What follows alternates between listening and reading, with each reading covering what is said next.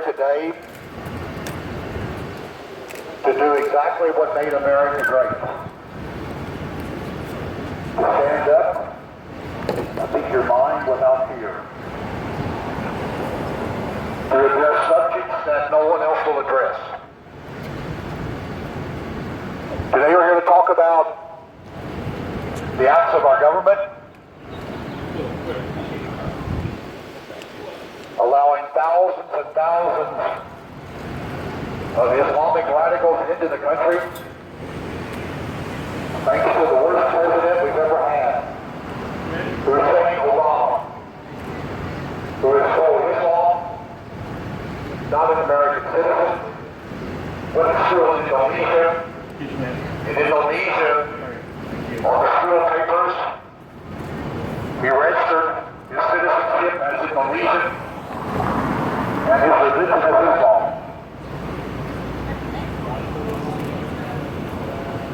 We are allowing thousands of radical Islamic people into the country, spending billions and billions of dollars, and we are not even taking care of our own. The Bible says that a person who does not take care of his own household is worse than an infidel. This is what we're doing. We have homeless vets who have no money, they have no job, they appear to have maybe no future. And what is Hussein doing? Hussein is allowing thousands of Muslims into the country, paying for them, while our homeless vets, they go hungry. He supports Islam. He cancels prayer meetings at the White House and invites CARE into the White House. CARE is a free-time terrorist organization.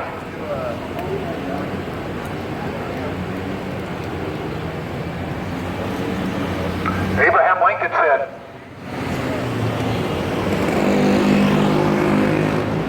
"To sin by silence will be good protest, a coward to the enemy." And this is unfortunately the condition of America. We are no longer willing to stand up, pay the price, speak the truth. We are afraid of the government. Thomas Jefferson said that when the people fear the government, we have tyranny. When the government fears the people, we have freedom. What made America great was not the basketball team, the football team. It probably was not even the armies. It was the people and individuals who were willing to stand up against the tyranny at that time.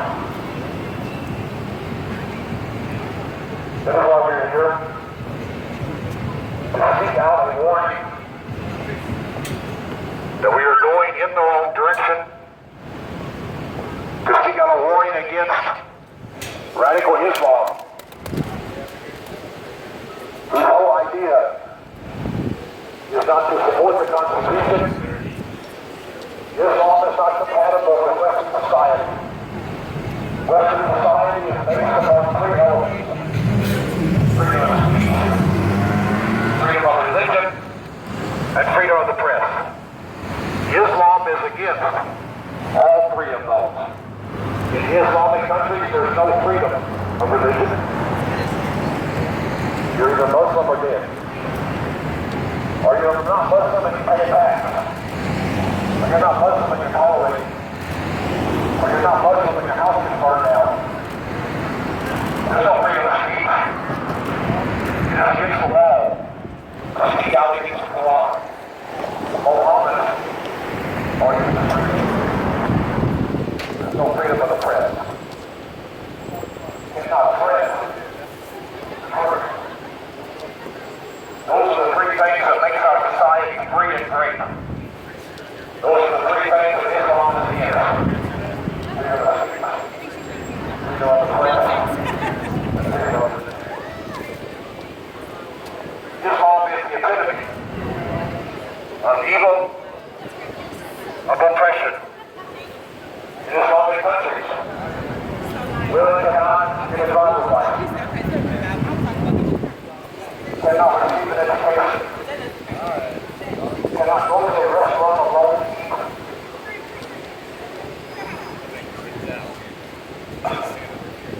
That is not a religion of freedom. That is not a religion of freedom. We must protect our freedoms. We must protect our freedoms as individuals. The Constitution says, we the people, not we the government. It doesn't say we the military. It doesn't say we the basketball team. It says we the people. We can't expect other people to do what we should do. It is our job and responsibility, every one of us, to stand up against tyranny and to stand for truth, no matter what the price is. I know the price. I am number 2 on the outside hit list. I have a reward in my life of $10 million. I have hundreds and hundreds of death threats. We still must stand up. Someone else cannot do it for us.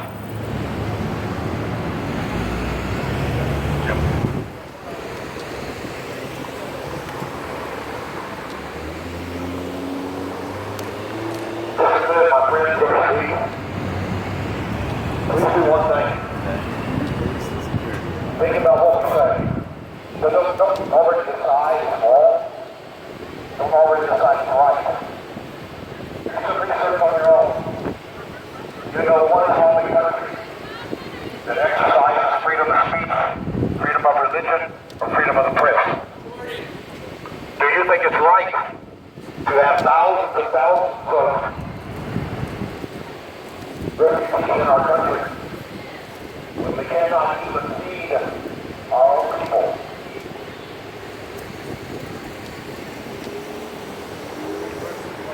Thank you very much.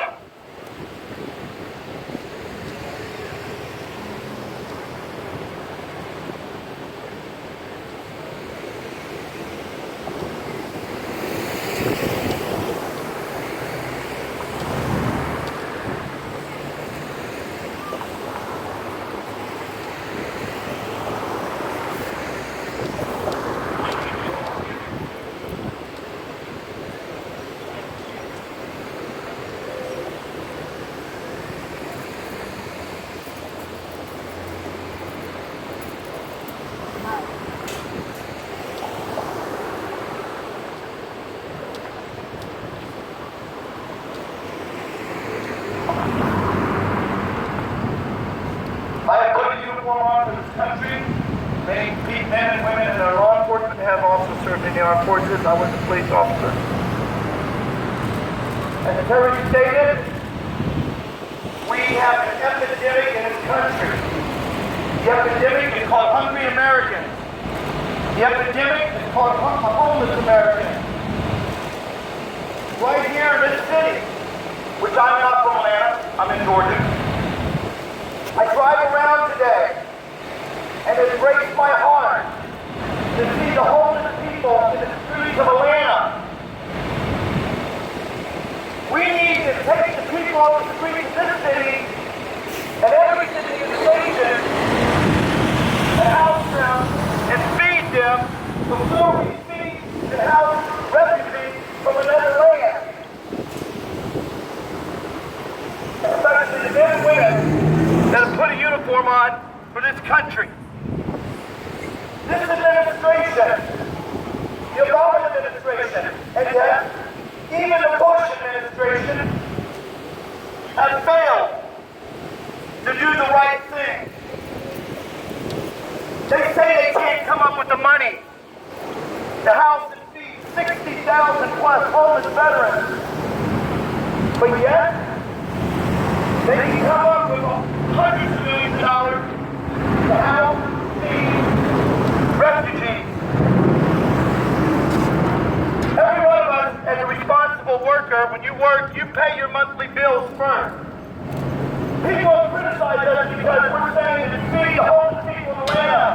Detroit, Chicago, LA, Miami.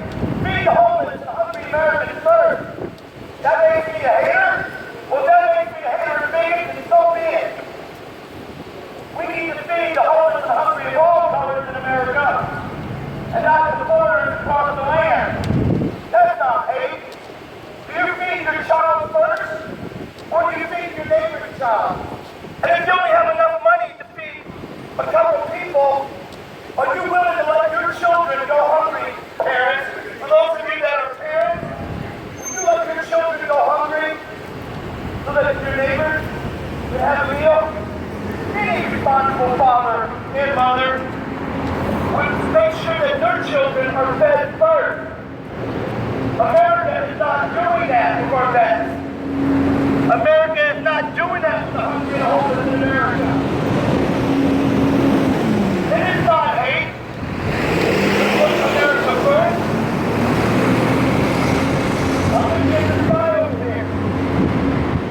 Peace and love makes America great. That's true. I agree with this sign. Peace and love does make America great.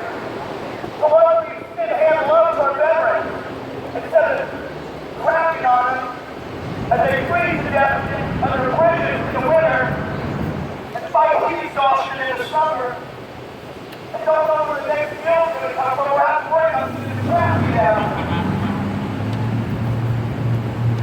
America, it's time to put America first and not those in foreign lands. That is not hate. It is time to love Americans, and yet, of all colors, of all races. This administration and the previous administration has not done that. It's not Disney, that's the Western shore of Oklahoma. What should these fully responsible? This president, the previous one, could have taken every homeless bed on the street of this city and every city in America. There's only 60,000 plus homeless veterans in this country. But yet we want to bring tens of thousands of refugees that are provided for better than our homeless vets. I say that's outrageous, and it's treason. And the fact that Europe is our canary in the coal mine when it comes to refugees. European presidents are now realizing that their refugee their policies on immigration and refugees have endangered their own country. The rape has gone through the roof. The violence has gone through the roof. It's perpetrated by refugees. ISIS has already threatened and has embedded their people. Some have criticized me and said, if you're so brave, Jim, why don't you go to Syria and fight them there? Let them fight each other. I worry about America first. And the truth be told, the enemy is already on our soil. We've already seen the tip of the iceberg. From Fort Hood, San Bernardino, the Boston bombing, and more. In fact, I'll say right now, there's a movie in the works that deals with the Boston bombing called Patriots Day. It's not on the internet yet. I talked to those behind that film, personally, face to face. So in the near future, there will be a movie coming out called Patriots Day, dealing with the immigrants, the refugees that perpetrated the Boston bombing. You can't find this anywhere on the internet, but it's in the works. And I know who's behind it. It's one of the major Hollywood producers. People, for the love of God, if you love your city, if you love your state, if you love your nation, stand up for the homeless and hungry in this city and our country first. And then, once we have that taken care of, then let's talk about taking care of people in another country. How can you argue with that?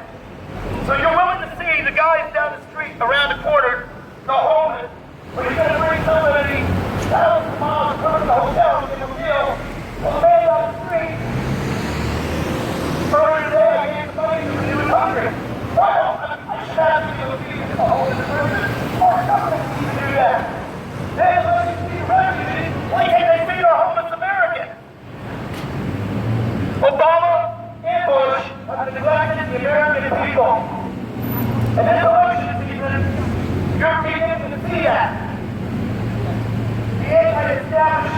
push. They vote for me. Americans are getting sick and tired of being crapped on. We're tired of the injustice in the Justice Department. While there are many fine police officers, we have police